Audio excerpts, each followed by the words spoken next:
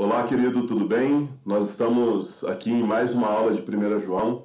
Eu espero que Deus fale muito com você no dia de hoje.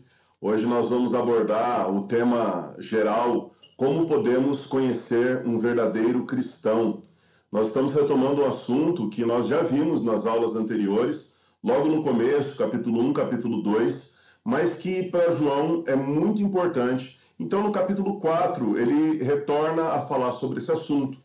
Nós vamos ver de uma maneira mais aprofundada no dia de hoje. Para o nosso crescimento espiritual, para a gente ter uma noção do que a gente está estudando, é muito importante fazer a leitura do texto bíblico. Então, eu vou fazer a leitura do capítulo 4 junto com você. Se você preferir, acompanhe na sua Bíblia. Ali diz assim: Amados, não deis crédito a qualquer espírito, antes provai os espíritos se procedem de Deus, porque muitos falsos profetas têm saído pelo mundo fora. Nisso reconheceis o Espírito de Deus.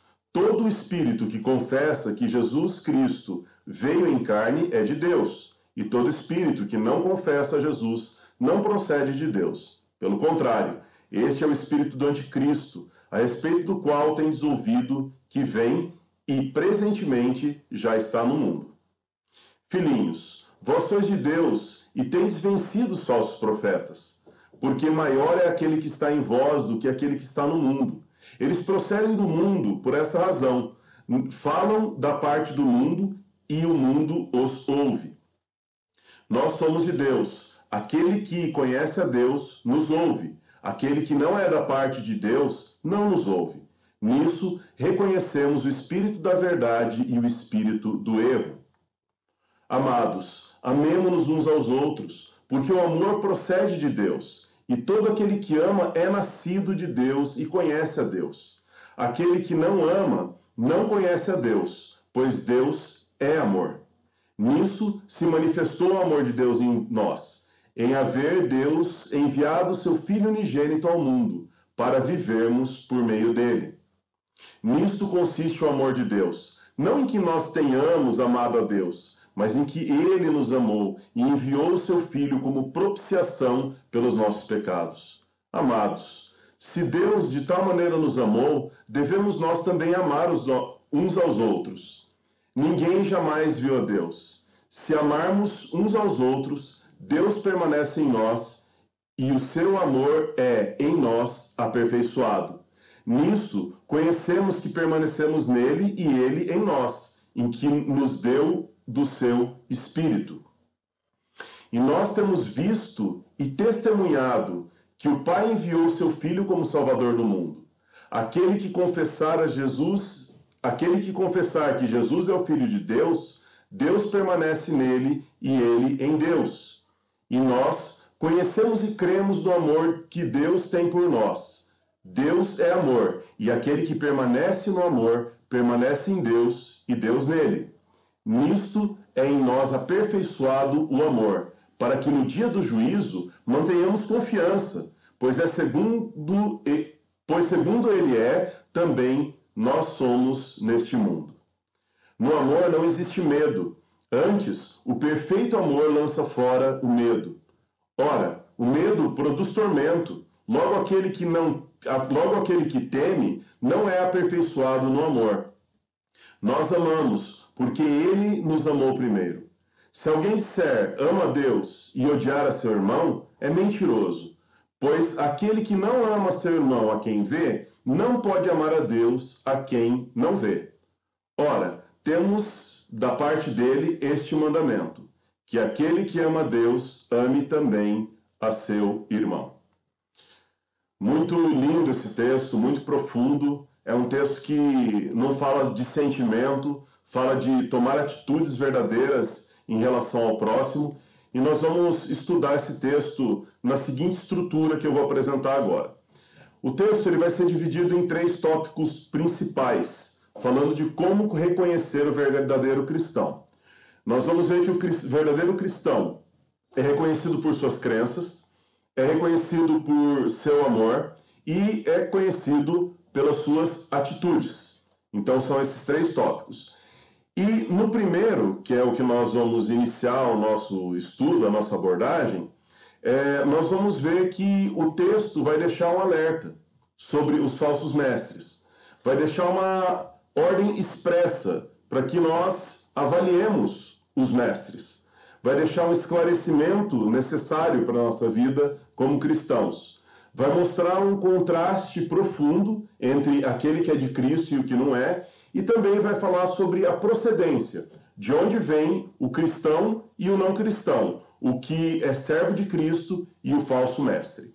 Então, começando por esse tópico, né, que o cristão é conhecido pelas suas crenças, eu gostaria de abordar com você esse alerta bíblico. Ali diz assim, ó, amados, não deis crédito a qualquer espírito. É interessante a gente pensar que espírito aqui é equivalente a ensinamento. Não é que você vai estar falando com um espírito, uma alma penada, um demônio, não é essa a questão. Aqui é não deis créditos a qualquer ensinamento. Os falsos mestres, como nós já dissemos nos estudos anteriores, eles estavam combinando a filosofia grega com o cristianismo. E outros mestres combinavam coisas do judaísmo com o cristianismo. E estavam criando uma seita, uma heresia que iria prejudicar o cristianismo por muitos e muitos anos. E é interessante pensar que a heresia, ela nem sempre é uma negação da fé. A gente pensa que quando a gente vai lidar com uma heresia, a gente vai lidar com algo completamente o contrário daquilo que nós acreditamos. Mas, muitas vezes, a heresia ela pode ser uma parceria entre a fé e o falso evangelho, entre a verdadeira crença em Cristo e a falsa crença em Cristo. Nós vemos nos dias de hoje uma proposta que a gente podia dizer que é ecumênica entre as religiões afrodescendentes e as religiões cristãs. Nós vemos uma mistura entre crenças da Umbanda, do Candomblé e crenças cristãs. E isso, nas igrejas da mídia, você pode verificar essa mistura, esse sincretismo religioso. E era isso que estava acontecendo na época de João. Eles estavam misturando filosofia grega, judaísmo e outras coisinhas mais ali para formar uma heresia muito complicada. A segunda coisa que nós vemos nesse texto é uma ordem expressa. Que ordem é essa? Olha só. Antes, provai os espíritos se procedem de Deus, porque muitos falsos profetas têm saído pelo mundo afora. O Espírito de Deus habita em nós, mas o espírito do diabo vive nos falsos profetas. Talvez de uma maneira efetiva, verdadeira, né? Uma maneira real, o espírito do diabo está encarnado na pessoa, a pessoa está possuída pelo diabo. Talvez de uma maneira um pouco menos intensa, o Espírito de Deus inspira, sopra suas palavras ao ouvido dos falsos mestres. Mas existe uma diferença muito importante. O Espírito de Deus está em nós e o Espírito do diabo está neles. É necessário provar esses espíritos para ver de onde eles são. Satanás, ele acaba imitando a unção de Deus e ele inspira os falsos mestres. Algumas vezes, quando nós estamos denunciando coisas que nós vemos na mídia, erros teológicos que nós encontramos, denunciando líderes que são, na verdade, verdadeiros estelionatários, as pessoas perguntam, mas como que eles podem falar daquele jeito como se tivessem unção? Como que eles podem curar? Como que eles podem expulsar demônios? Então, Satanás, ele imita essa unção de Deus, esse brilho que Deus traz para o cristianismo, para inspirar os falsos mestres e convencer aqueles que não conhecem a Cristo. O objetivo é afastar as pessoas da verdade, tanto aquelas que ainda não conheceram a Jesus, quanto aquelas que poderiam vir a conhecê-los. Nós precisamos ser crentes bereanos. Eu não sei se você lembra da história dos crentes da cidade de Bereia, mas quando o apóstolo Paulo foi falar sobre o evangelho para eles, ele foi testado e foi questionado a partir da Bíblia. tudo que o apóstolo Paulo falava, os bereanos conferiam nas escrituras para ver se estava de acordo. Nós temos que fazer isso com mais frequência nas nossas vidas. O crivo do nosso julgamento é as escrituras. Eu não vou julgar uma pessoa pelo que eu acho, pela aparência dela, pelo jeito dela falar, se ela é mais empolgada ou menos empolgada. Isso não cabe um julgamento. Mas cabe julgar a partir das escrituras, se aquilo que a pessoa está dizendo é bíblico ou não. Hoje nós perdemos o entusiasmo pela apologia. Apologia significa defesa da fé. Quando eu estava no seminário, a apologia era uma matéria muito forte. Tinha o Instituto Cristão de Pesquisas que trabalhava com essa área de uma maneira bem intensa, e o líder do Instituto nessa área era o pastor Paulo Romero. Então, eles viam tudo que estava sendo pregado no país e eles defendiam, mostravam para os cristãos o que era heresia e o que não era. Eu não sei se multiplicou demais as heresias e as pessoas foram perdendo a sua força, se o interesse sumiu por outro motivo, mas a verdade é que nós precisamos retomar a defesa da nossa fé. Em terceiro lugar, tem um esclarecimento importante aqui, ó. Todo espírito que não confessa Jesus não procede de Deus. Pelo contrário, este é o espírito do anticristo, a respeito do qual tem ouvido que vem e presentemente já está no mundo. Os gnósticos, que eram o grande problema do momento, eles negavam que Jesus era Deus. Eles diziam que Jesus não poderia ter vindo numa forma humana, que a matéria era impura e que ele não podia ser Deus porque ele nasceu como um ser humano feito de carne e osso. E ao mesmo tempo tinha um grupo que dizia que Jesus Cristo não era homem, porque se ele fazia coisas tão grandiosas, tão maravilhosas, então ele não podia ser matéria. Então ele era, na verdade, uma simulação de um corpo. Né? E que ele não veio em carne de fato, mas era como se fosse uma emulação. Eles negavam tanto a encarnação como a ressurreição. E a cristologia deles, o estudo sobre Jesus, o estudo sobre Cristo, procedia do anticristo. Nossa, mas que forte essa afirmação! Pois é o que o texto diz, ó. Pelo contrário, esse é o espírito do anticristo. Negar que Jesus veio em carne, não confessar Jesus dessa maneira, realmente é um indício de que a pessoa não está falando da parte de Deus. Qualquer espírito que nega essa verdade não é de Deus. E João, ele faz uma distinção interessante que nós precisaríamos ter mais claro nas nossas mentes entre conhecimento e confissão. Olha só, não basta você saber, é preciso você confessar a verdade. Não basta você conhecer Jesus intelectualmente. Muitos ateus sabem exatamente quem foi o Jesus histórico. Sabem o que a Bíblia diz a respeito dele. Muitas pessoas gnósticas, agnósticas, budistas, espíritas, ou seja o que for, sabem exatamente quem foi Jesus. Mas até os demônios conheciam Jesus, reconheciam a divindade de Jesus, e isso vai além do que muita gente faz, mas eles não confessavam a Jesus como Salvador. Eles não confessavam que o Jesus de Nazaré era o Cristo encarnado, era o Filho do Deus vivo. E essa diferença é muito importante. E João fala, olha, em outras palavras, né? Não basta você saber, você precisa confessar com a sua vida que Jesus é o Cristo. Né? E aqui nós vamos ver também, ainda nessa ideia de que o cristão é conhecido pelas suas crenças, um contraste profundo. Veja aqui comigo no verso 4. Filhinhos, vós sabeis, vós sois de Deus e tendes vencido os falsos profetas, porque maior é aquele que está em vós do que aquele que está no mundo. Esse versículo é bem conhecido, né? As pessoas usam ele para muitas coisas, mas veja aqui que esse versículo estava sendo usado para combater crenças que estavam sendo danosas para o cristianismo. Então, vamos lá.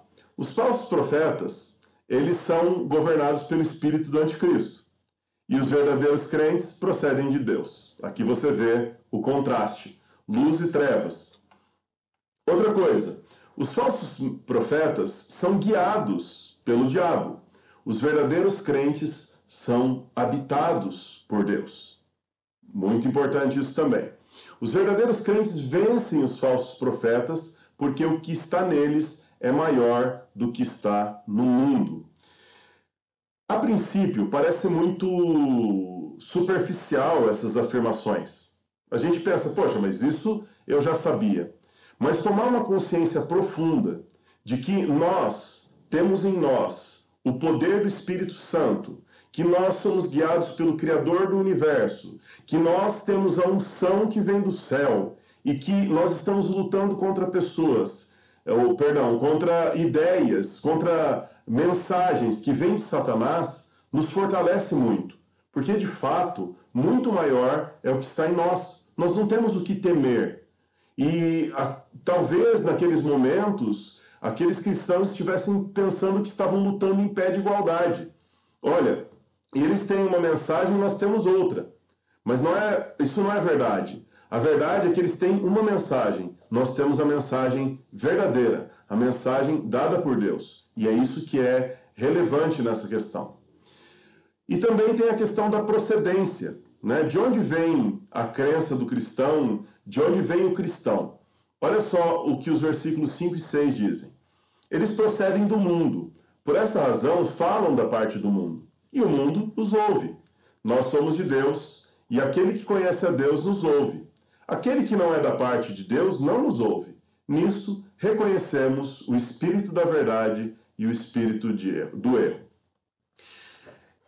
Nós cristãos temos uma angústia, uma tristeza no nosso coração, que é o fato de que nós temos uma mensagem dentro de nós de amor, de salvação, que muitas vezes não é ouvida pelo mundo. E a gente não entende muito bem por que o mundo não ouve se nós estamos dizendo com tanto amor. Por que o mundo não ouve se nós estamos tão interessados em que eles alcancem a vida eterna, em que eles alcancem salvação? O fato é que nós não somos do mundo. O mundo vai ouvir aqueles que são deles. Os falsos profetas são do mundo. E aqui vem uma resposta para uma indignação. Por que pessoas estelionatárias, por que salafrários, por que pessoas que não têm escrúpulos acabam conseguindo atingir os ouvidos do povo e a mensagem do evangelho muitas vezes é refutada, ou pelo menos é rejeitada? Porque os falsos profetas, eles falam o que o mundo quer ouvir, e o mundo se identifica com a sua mensagem. Os princípios dessas mensagens, os cuidados, os objetivos, são mundanos, e para aquelas pessoas que estão perdidas, faz todo sentido. Satanás governa como príncipe do mundo, e ele sabe exatamente o que seus súditos desejam. Agora, os verdadeiros crentes, eles procedem de Deus. E quem vai ouvir o que o crente tem para dizer são aqueles crentes que ouvem os ensinamentos de Jesus. São as ovelhas de Cristo que ouvem a sua voz. Eu acho muito bonito alguns vídeos que tem na internet, onde vários pastores reúnem seus rebanhos e as ovelhas ficam todas juntinhas, né? E criam um grande rebanho e eles cuidam naquele campo daquelas ovelhas que estão unidas. Mas no fim do dia, na hora de ir embora, um pastor levanta e grita, chama as suas ovelhas. E as ovelhas dele se destacam daquele grande rebanho e o seguem. Aí o outro também chama e elas o seguem. Então, assim, nós seguimos a Jesus.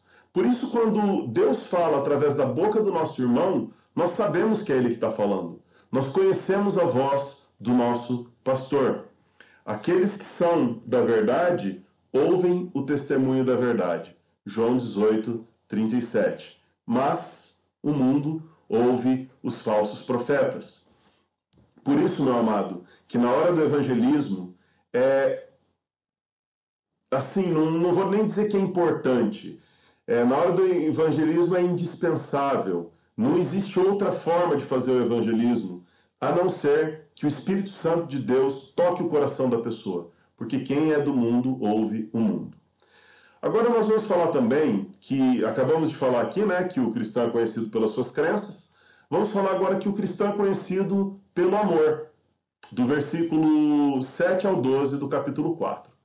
Então tem o imperativo do amor, que é uma ordem que é dada aqui. Tem a procedência do amor, de onde vem esse amor, né? Tem a questão de como Deus manifestou o seu amor pela humanidade.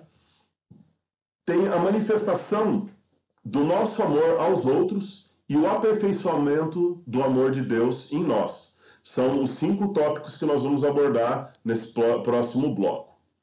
Então, a título de introdução aqui, nós podemos dizer que o cristão ele é conhecido pelo que ele crê, mas ele também é conhecido pelo amor. É uma marca importante do cristão. A fé, que é o que nós falamos agora há pouco, e o amor, que é o que nós vamos falar agora, são pilares da vida cristã. Não tem como você tirar uma dessas coisas e a vida cristã permanecer em pé. É necessário que esses 2 pilares estejam intactos.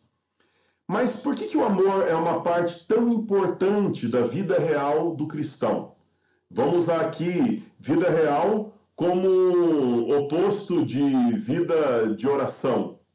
Uma vida prática, na verdade, né? Não é vida real, é vida prática. Porque Deus é amor, e quem se encontra em Cristo compartilha dessa natureza de Deus, que é o amor. Ok, então vamos entrar nos tópicos aqui. O imperativo do amor. Amados, amemo-nos uns aos outros. Esse texto ele traz uma ordem. Esse texto ele traz uma diretiva. Realmente ele está no imperativo. Ele está falando o que nós devemos fazer. O amor fraternal, que é o amor entre irmãos, é o distintivo do cristão. É o que faz a diferença entre o cristão e o não cristão. Jesus disse assim: vocês vão ser conhecidos como meus discípulos pelo amor que vocês têm uns pelos outros. Logo, se nós não amamos aos nossos irmãos, nós não temos como ser reconhecidos como cristãos, porque essa é a marca do cristão, o amor fraternal. O amor é a prova do verdadeiro discípulo de Cristo. Ele é o cumprimento da lei. Olha que interessante. Eu e você estamos desvencilhados da lei do Antigo Testamento. As leis sanitárias, as leis cerimoniais, elas passaram. Mas em Cristo, pelo amor que nós temos um pelos outros e pelo amor que nós temos por Deus, nós cumprimos toda a lei. E é muito importante que o cristão saiba amar. Então é imperativo que nós amemos. A segunda coisa aqui, no cristão ser conhecido pelo amor, é sobre a procedência desse amor. De onde que ele vem? Olha só, porque o amor procede de Deus. E todo aquele que ama é nascido de Deus e conhece a Deus. Aquele que não ama não conhece a Deus, pois Deus é amor. Deus, ele é a fonte do amor. Ele é de onde deriva todo amor. Bolivar, mas quando uma pessoa diz que ama uma mulher e essa pessoa não é cristã, esse amor é verdadeiro ou não? Eu poderia dizer para você que esse amor é outro tipo de amor. O amor que nós estamos falando é o amor ágape, que é um amor incondicional. Esse amor ele não pode ser gerado pelo coração humano. Esse amor ele não tem como ser produzido por nós. Nós não temos o que é necessário para produzir esse amor. Agora, o amor de um homem por uma mulher, que é o amor eros, esse pode ser produzido. O homem olha para a mulher, se interessa pelos dotes físicos dessa mulher, então ele passa a amá-la dessa maneira que nós conhecemos, né, no mundo, no dia a dia. Agora, o amor que vem de Deus, o amor que procede de Deus, é um amor que não é produzido pelo homem, mas ele vem de Deus e ele passa através do homem para abençoar o mundo onde ele vive. O que é nascido de Deus é uma janela, por meio da qual o amor de Deus brilha para o mundo. Então, vamos dizer assim, nós somos a janela. Se Deus estiver dentro de nós, o mundo vai poder ver esse amor. Se Deus não estiver dentro de nós, nós não vamos amar o mundo, porque nós não temos Deus em nós. A terceira colocação aqui é que Deus manifestou o seu amor. Olha só o versículo 9 e 10. Nisso se manifestou o amor de Deus em nós, em haver Deus enviado o seu Filho unigênito ao mundo, para vivermos por meio dele. Nisto consiste o amor, não em que nós tenhamos amado a Deus, mas que ele nos amou e enviou o seu Filho como propiciação pelos nossos pecados. Entregar a Jesus foi a manifestação do amor de Deus. Você quer saber se Deus te ama? Você não precisa ficar olhando para o que Ele está te dando hoje. Se você está empregado ou não, se você tem saúde ou não, se você está feliz ou não. Não é esse o ponto. Se você quiser saber se Deus te ama, olha para a cruz e você vai ver que Ele entregou Jesus por amor a você. Foi um ato único de amor, um ato único de autonegação, um ato único de sacrifício pessoal. Então, o amor de Deus foi manifesto ali. O amor de Deus, ele não consiste em palavras, ele consiste em ação. E Deus, na cruz, agiu de uma maneira muito poderosa. O amor verdadeiro, ele é provado pelo autossacrifício. Agora, uma quarta questão é a manifestação do amor, do nosso amor aos outros. Olha só, amados, se de tal maneira se Deus de tal maneira nos amou, devemos também amar uns aos outros. A grandeza do amor de Deus por nós, ela deve encher o nosso coração a ponto de nós queremos expressar esse amor pelas outras pessoas. Como o amor de Deus, ele tem um fluxo contínuo para dentro de nós, como ele flui constantemente do coração de Deus para o nosso coração, nós acabamos transbordando esse amor para a humanidade. É assim que deve ser biblicamente. Caso não haja esse transbordar, é porque, de alguma maneira, nós não estamos limpos dentro de nós para sermos o canal desse amor. Nós não estamos conseguindo receber o amor de Deus adequadamente para dá-lo para a humanidade. Nós temos que pensar na gente não como uma piscina. A piscina você vai lá, enche ela de água e ela só recebe água. Chove dentro dela, ela só recebe água. Nós devemos ser como uma fonte. Da fonte flui água constantemente para as outras pessoas, para encher a piscina, para que as pessoas possam beber dessa água, usufruir dos benefícios dessa água. Olha só que interessante essa colocação. Ninguém que tenha estado ao pé da cruz e tenha visto o imensurável e imerecido amor de Deus, ali demonstrado, pode voltar a uma vida de egoísmo. Não dá para eu ter experimentado o amor de Deus e falar, não, agora eu sou salvo, os outros que se explodam. Eu já consegui alcançar o objetivo para a minha vida, estou vivendo bem, não me preocupo com os outros. Não é assim que é o amor de Deus. E por fim, o aperfeiçoamento do amor de Deus em nós. Ninguém jamais viu a Deus. Se amarmos uns aos outros, Deus permanece em nós e o seu amor é, em nós, aperfeiçoado. Algumas vezes as pessoas olham para os tempos bíblicos e para as coisas que aconteceram no Novo Testamento, em especial com a vinda de Cristo, e elas pensam que o amor de Deus meio que se encerrou por ali. Que os grandes atos de amor que Deus tinha para fazer, que a declaração do amor de Deus terminou no texto bíblico. Mas isso não é verdade. Deus, ele é amor. O impulso natural de Deus é amar. Quando a gente se aproxima de Deus, Deus nos ama. Então, Deus ainda está na ativa, vamos dizer assim. Deus ainda nos ama. Só que o amor de Deus ele é visto através de nós.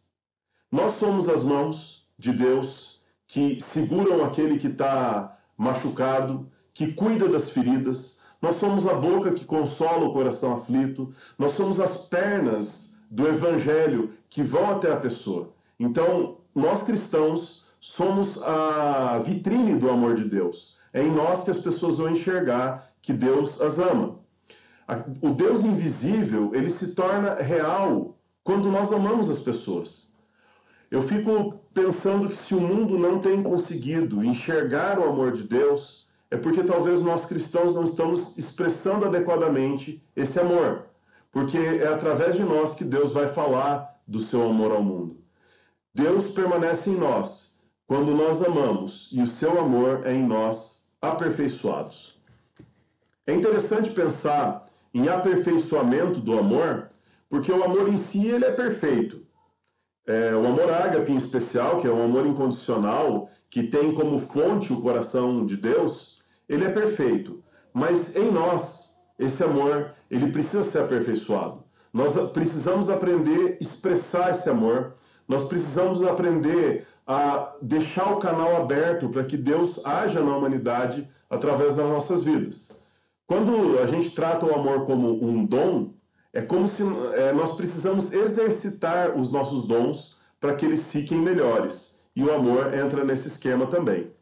Então, embora a gente não consiga ver a Deus,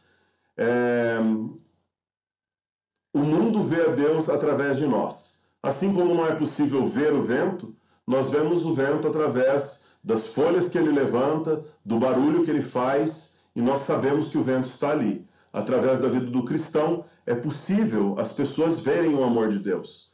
Olha só que grande responsabilidade que nós temos, né? E o último bloco, é o mais curto de todos aqui, é que o cristão ele é conhecido pelas atitudes. Então nós vamos destacar 2 pontos. Vamos falar sobre a união espiritual com Deus e vamos falar sobre o amor a Deus e aos nossos irmãos.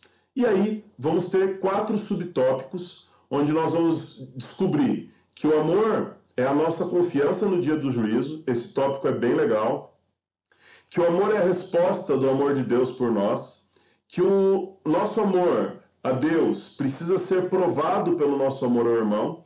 E que o amor a Deus e aos irmãos não pode ser desconectado. Vamos lá? Bom, então o cristão é conhecido pelas suas atitudes. Vamos falar sobre a união espiritual com Deus. Olha só o que esse texto diz. Nisto conhecemos que permanecemos nele e ele em nós, em que nos deu do seu Espírito, e nós temos visto e testemunhamos que o Pai enviou o seu Filho como Salvador do mundo.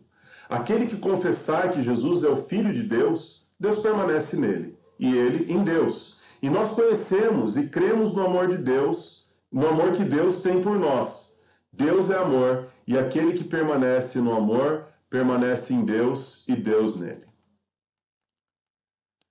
Querido, para nós é muito importante entender uma coisa aqui desse texto. Que a união com Deus, ela não se trata de experiências arrebatadoras. Algumas vezes nós acreditamos que estar unido com Deus tem a ver com ter experiências sobrenaturais o tempo todo. Tem a ver com você sentir a presença sobrenatural de Deus arrepiando o seu corpo, aquecendo o seu coração, mexendo com a sua percepção do ambiente o tempo todo. Essas coisas são maravilhosas. Quanto mais nós pudermos experimentar dessas coisas, melhor. Nós temos que buscar essas experiências, elas são boas. Como é bom ter um contato com aquilo que é sobrenatural. Porém, uma pessoa que experimenta essas coisas não necessariamente está unida com Deus. A união com Deus tem a ver muito mais com o que de fato está acontecendo do que com uma experiência subjetiva. Antes de ser uma emoção, porque realmente é emocionante, mexe com a gente nos nossos sentimentos, essa experiência sobrenatural, ela também é uma convicção. Né? De fato, pode ser emocionante, sim, mas é uma convicção.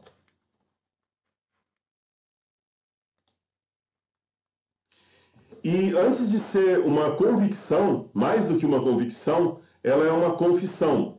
O que nós queremos dizer com essas palavras difíceis, complicadas aqui?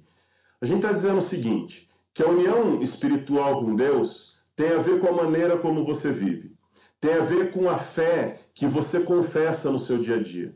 Tem a ver com a sua atitude como cristão. Não simplesmente com experiências sobrenaturais. Nós amamos a Deus porque Deus nos ama. É interessante pensar no exemplo do Sol e da Lua aqui, né? A Lua, ela brilha única e exclusivamente por causa do Sol. Quando a Terra passa na frente da Lua e bloqueia a luz do Sol, a Lua deixa de brilhar. A Lua vai brilhando parcialmente, porque quanto mais contato ela tem com a luz do Sol, mais ela brilha. O amor de Deus em nós, ele só é possível porque nós estamos em contato com Ele. Nós não temos luz própria. Deus é a luz que ilumina todo o homem. Jesus é a luz que ilumina todo o homem. Então, esse amor que flui de nós é o amor que vem de Deus. O segundo ponto aqui é que o nosso amor é o nosso amor a Deus e aos nossos irmãos. Olha só, porque estamos em Deus e Ele em nós, nós podemos amar a Deus e aos nossos irmãos. Então vamos ver 4 verdades sobre isso. O amor é a nossa confiança no dia do juízo. Guarda essa informação, que essa informação é uma informação que não se fala muito. Olha só, nisso é em nós aperfeiçoado o amor, para que no dia do juízo mantenhamos confiança, pois segundo Ele é, também nós somos neste mundo. No amor não existe medo, antes o perfeito amor lança fora todo medo. Ora, o medo produz tormento. Logo, aquele que teme não é aperfeiçoado no amor. Essa união espiritual com Deus nos aperfeiçoa em nós o amor, e esse amor, uma vez aperfeiçoado, nos dá confiança no dia do juízo. Sabe, querido, quando o cristão ele consegue amar o seu próximo, quando o cristão consegue amar a Deus, o vínculo que ele tem com Deus, no amor, começa a se fortalecer. Ele começa a se tornar cada vez mais hábil em amar as pessoas e em amar a Deus. Ele vai sendo aperfeiçoado nesse amor de uma maneira que ele passa a ser um representante muito claro de Deus nesse mundo. As pessoas olham a vida dele, veem as ações dele, ouvem as palavras dele e elas vão se sentindo amadas. E isso dá segurança para quem é cristão. E a pessoa tem confiança de que no dia do juízo ela vai estar diante do Deus que a ama e diante do Deus que ela ama também. Percebe essa questão que interessante que é? O verdadeiro amor não é inseguro. A pessoa que chega diante de Deus no juízo, ela não tem medo, porque ela respeita Deus, mas ela sabe que Deus a ama. Ela é temente a Deus, mas ela sabe que o amor de Deus está com ele, e é por isso que a pessoa não sente medo. Por causa do seu amor a Deus e da comunhão com ele, o crente não tem medo do dia do julgamento. Eu costumo dizer que Deus pode ser comparado em algum aspecto com uma cerca elétrica. A cerca elétrica é um dispositivo de segurança que nós temos na nossa casa e que, se você botar a mão naquele fiozinho prata, você vai tomar um choque considerável, né? Provavelmente vai ser uma experiência muito desagradável. Mas, apesar de algumas pessoas terem medo da cerca elétrica, o que elas não consideram é que a cerca elétrica em si não é um problema. Você não precisa ter medo dela. É só você não pôr a mão onde não pode pôr. Se você puser a mão entre os fiozinhos, não vai acontecer nada com você. Mas se você infringir os limites daquele aparelho e você colocar a mão nos fios, isso vai te machucar. Com Deus também é assim. Nós temos que respeitar a Deus. Nós temos que temer a Deus. O temor ao Senhor é o princípio da sabedoria. Nós temos que saber que Deus é o Criador do universo e que existem regras no relacionamento. Mas, no geral, nós podemos ter um relacionamento muito tranquilo e de amor com Deus, porque Ele não vai nos ferir. Nós não precisamos ter medo dele. É só ter respeito por Ele.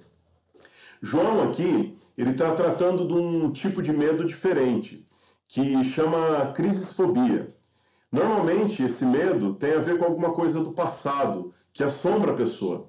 Então, a pessoa que tem medo do juízo, ela pensa assim, poxa vida, mas na minha vida passada, né, antes de conhecer a Cristo, eu cometi tantos erros. Será que eu vou ser perdoado? Então, o amor de Deus por nós, expressado na cruz do Calvário, nos deixa tranquilos em relação ao nosso passado, porque nós somos perdoados. Para o cristão, o julgamento já foi. Ele ainda vai ter um dia de juízo, onde Deus vai reunir todas as nações, né, onde todo joelho vai se dobrar, mas para o cristão o julgamento já aconteceu na cruz, porque Jesus recebeu sobre ele o peso do nosso pecado. Nós não vamos ser condenados por uma segunda vez por aquilo que nós cometemos de pecado, porque Jesus já pagou no nosso lugar. Então, querido, aquele medo que nós temos, que é fruto do medo do castigo, que é fruto do medo da punição, ele pode ser deixado para trás, porque o amor de Deus nos garante que nós estamos salvos e que nós estamos com Ele, né? Ok, vamos ver aqui então um segundo tópico. O amor é a resposta do amor de Deus por nós. Nós amamos porque Ele nos amou primeiro. Algumas pessoas acreditam que elas passaram a ser amadas por Deus porque um dia elas se interessaram por Deus e começaram a demonstrar um tipo de amor por Ele. Mas isso não é verdade. A verdade é que o amor de Deus, ele não é uma reação ao nosso amor. Ai, olha, o Bolivar me amou, então eu vou amá-lo. Não, muito pelo contrário. O amor de Deus, o nosso amor por Deus é resultado do amor de Deus por nós. É porque Deus me amou, é porque Ele derramou do seu amor sobre mim que eu consigo amá-lo de volta. A fonte não somos nós, a fonte é Deus. Deus é amor. A essência de Deus é essa. Deus é amor. O amor, ele não vai brotar da gente, ele vai passar através da gente. E aí, eu gosto muito desse exemplo. Quando você vai para a rua e você vai falar do amor de Deus para uma pessoa que está numa situação, por exemplo, de pedinte, ou que está ali vivendo na rua há muito tempo, como que você vai amar uma pessoa que não tem nada para te oferecer em troca? Como que você vai amar alguém que não te oferece nenhum tipo de prazer, nenhum tipo de retorno? No caso do cristão, o amor que vem de Deus flui para essa pessoa. Não é necessário que haja uma devolução. O amor passa através de nós e vai para a vida dessas pessoas. Talvez, no nosso egoísmo como seres humanos, nós nem olhássemos para aquela pessoa que está necessitada. Mas o amor de Deus que flui através de nós alcança esses seres humanos, né?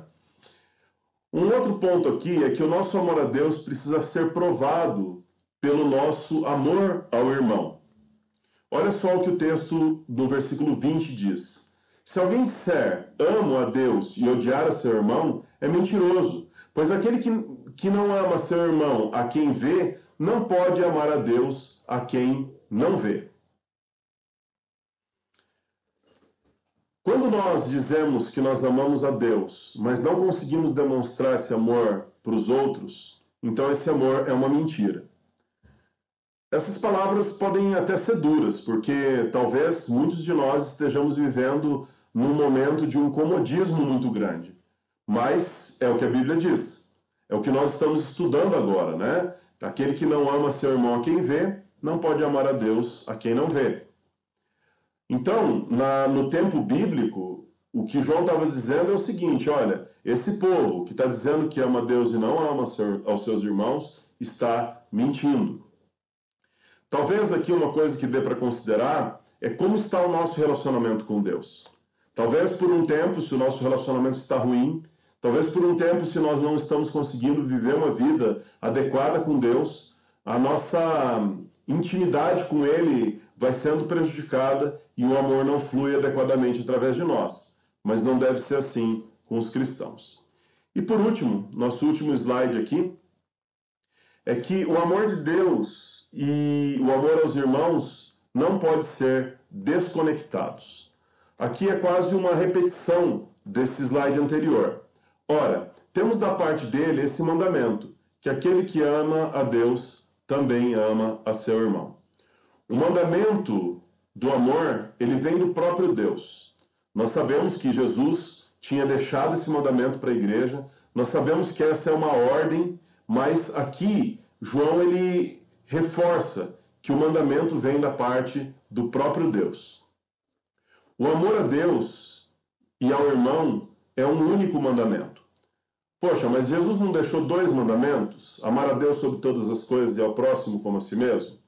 Sim, mas se eu não amo o meu próximo, eu estou descumprindo a lei de Deus. Logo, eu estou descumprindo os mandamentos de Deus e eu estou fazendo de uma maneira que não agrada a Deus. Então, o mandamento ao próximo e o amor ao próximo e o amor ao irmão é um único mandamento.